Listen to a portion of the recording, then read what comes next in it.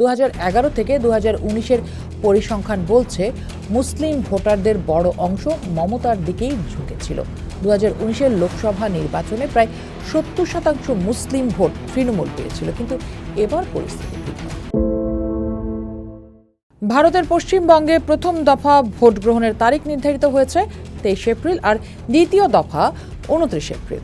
ফলে সেই ভোটের প্রস্তুতি প্রচার সবই এখন শেষ পর্যায়ে। পশ্চিমবঙ্গের বিধানসভা নির্বাচনের দামামা বাজলেই যে প্রশ্নটি সবচেয়ে বড় হয়ে দেখা দেয় তা হলো মুসলিম ভোটাররা এবার কার দিকে। 2011 সালে বাম শাসনের অবসানের পর থেকেই রাজ্যের এই বড় ভোট ব্যাংক মমতা বন্দ্যোপাধ্যায়ের তৃণমূলের অন্যতম প্রধান শক্তি হিসেবে পরিচিত। তবে 2026-এর নির্বাচনে এই সমীকরণ একটু জটিল। একদিকে বিজেপির হিন্দুত্ববাদী রাজনীতি, অন্যদিকে ভোটার তালিকা থেকে বিপুল সংখ্যক মুসলিমের নাম বাদ পড়ার অভিযোগ। সব মিলিয়ে বলা মুশকিল কে বসছেন পশ্চিমবাংলার মসনদে। আগামী 23 ও 29 এপ্রিল দুদফায় এই ভোট যুদ্ধ, আর ফল গণনা হবে 4 মে। এটা আসলে একটা সংখ্যার খেলা। কেন মুসলিম ভোটাররা বড় ফ্যাক্টর? বাংলাদেশের নির্বাচনে যেমন অনেক আসনে আমরা দেখি হিন্দু ধর্মাবলম্বীরা একটা ফ্যাক্টর, তেমনি পশ্চিমবঙ্গ নির্বাচনে মুসলিমরাও একটা বড় ফ্যাক্টর। 2011 সালের আদমশুমারি অনুযায়ী পশ্চিমবঙ্গের প্রায় 2,50,00,000 মুসলিম বাস করেন, যা রাজ্যের মোট জনসংখ্যার প্রায় 27 থেকে 30%। উত্তরপ্রদেশের পর পশ্চিমবঙ্গেই ভারতের দ্বিতীয় সর্বোচ্চ মুসলিম জনসংখ্যা। রাজ্যের 294টি বিধানসভা আসনের মধ্যে অন্তত 125টিতে মুসলিম ভোটারদের সংখ্যা উল্লেখযোগ্য। এর মধ্যে 70টি আসনে তারা সরাসরি প্রার্থীর ভাগ্য নির্ধারণ করতে পারেন এবং আরও 30-35টির আসনে তারাই নির্ণায়ক। বিশেষ করে মুর্শিদাবাদ, মালদহ এবং উত্তর দিনাজপুরের মতো জেলাগুলোতে মুসলিমরাই সংখ্যাগরিষ্ঠ। এই শক্তিকে পাশে না পেয়ে পশ্চিমবঙ্গে ক্ষমতায় আসা যে কোনো দলের জন্যই প্রায় অসম্ভব।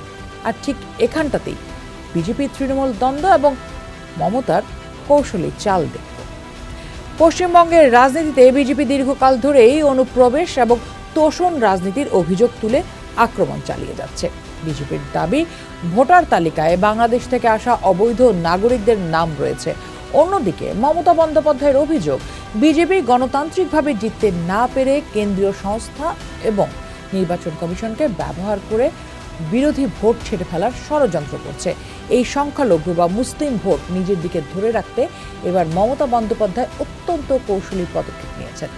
তৃণমূলের 291 জন প্রার্থীর তালিকায় এবার 47 জনই মুসলিম, যা গত নির্বাচনের তুলনায় 34% বেশি। যেখানে বিজেপির তালিকায় সংখ্যালঘু মুসলিম মুখ কার্যত অনুপস্থিত, সেখানে মমতার এই 47 জন প্রার্থী কৌশল স্পষ্ট করে দেয় যে তিনি তার সবচেয়ে বিশ্বস্ত ভোট ব্যাংকটিকে হাতছাড়া করতে রাজি নন। আরেকটি বিষয়ে আলোচনায় সবচেয়ে বেশি সেই নির্বাচনে, সেটি হচ্ছে ভোটার তালিকায় নাম কাটার বিতর্ক আর মুসলিম বেশি। বর্তমান নির্বাচনের সবচেয়ে বড় বিতর্ক দানা বেঁধেছে নির্বাচন কমিশনের বিশেষ নিবিড় সংশোধন বা SIR প্রক্রিয়া নিয়ে। আল জাজিরার সাম্প্রতিক এক প্রতিবেদন অনুযায়ী প্রায় 92 লাখ মানুষ ভোটার তালিকা থেকে বাদ পড়েছেন, যার মধ্যে 60 লাখকে অনুপস্থিত বা মৃত হিসেবে দেখানো হয়েছে। তবে বাকি 30 লাখ ভোটার বিশেষ ট্রাইব্যুনালে মামলা করতে পারবেন, তবে শুনানি না হওয়া পর্যন্ত ভোট দিতে পারবেন না। বিধানসভা ভোটের আগে এত বিপুল সংখ্যক মামলা শুনানি প্রায় অসম্ভব। ভারতের সুপ্রিম কোর্ট জানিয়েছে, যাদের মামলা ট্রাইব্যুনালে ঝুলে আছে তাদের এপ্রিলের নির্বাচনে ভোট দেওয়ার অনুমতি দেওয়া সম্ভব নয়। তবে আদালত নির্বাচন কমিশনকে নির্বাচনের আগে সম্পূরক ভোটার তালিকা প্রকাশের অনুমতি দিতে পারে। অভিযোগ উঠেছে, এই তালিকায় নাম কাটার নিশানায় সবচেয়ে বেশি রয়েছেন মুসলিমরা।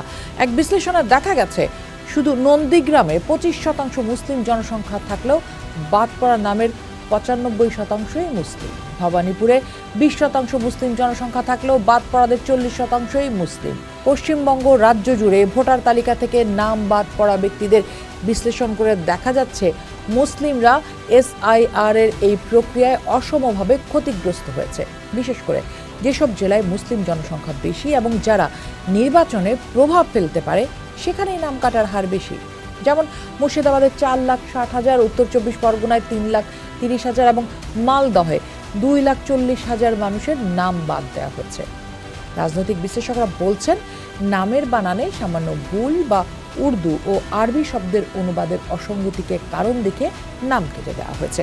আর মুখ্যমন্ত্রী মমতা বন্দ্যোপাধ্যায় গত ফেব্রুয়ারিতে সুপ্রিম কোর্টে আবেদন করেছিলেন এবং নির্বাচন কমিশনের বিরুদ্ধে বিজেপির প্রতি পক্ষপাতিত্বের অভিযোগও তুলেছিলেন।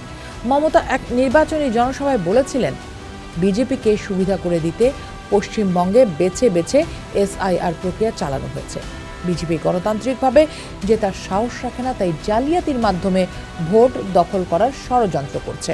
অন্যদিকে বিজেপি দাবি করছে পশ্চিমবঙ্গে লাখ লাখ অবৈধ অনুপ্রবেশকারীকে, যাদেরকে তারা প্রায়ই বাংলাদেশি বা রোহিঙ্গা বলে সম্বোধন করে, তাদেরকে চিহ্নিত করতেই এই পদক্ষেপ নেওয়া হয়েছে।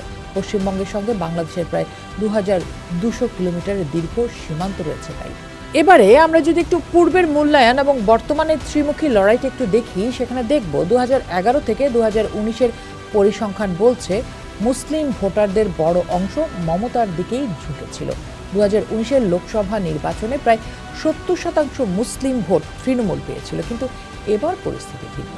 কারণ বিজেপি হিন্দু ভোটের মেরুকরণ এবং অনুপ্রবেশ ইস্যুকে হাতিয়ার করে জয়ী হতে মরিয়া, আর বাম কংগ্রেস জোটের পক্ষে আব্বাস সিদ্দিকীর মতো প্রভাবশালী মুসলিম নেতাদের উত্থান তৃণমূলের ভোট ব্যাংকে ফাটল ধরাতে পারে।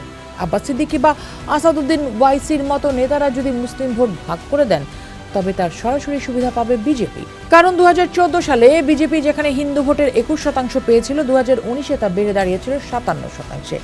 পশ্চিমবঙ্গের এই নির্বাচনের লড়াইয়ে একদিকে নাম কাটার আতঙ্ক, অন্যদিকে রাজনৈতিক দলগুলোর মেরুকরণের চেষ্টা। শেষ পর্যন্ত মুসলিম ভোটাররা কোন দিকে যাচ্ছেন তার উপরে নির্ভর করবে পশ্চিমবঙ্গের ক্ষমতার মসনদ। পোস্ট দেখুন, ভাবুন, করুন, পোস্টের সাথেই থাকুন।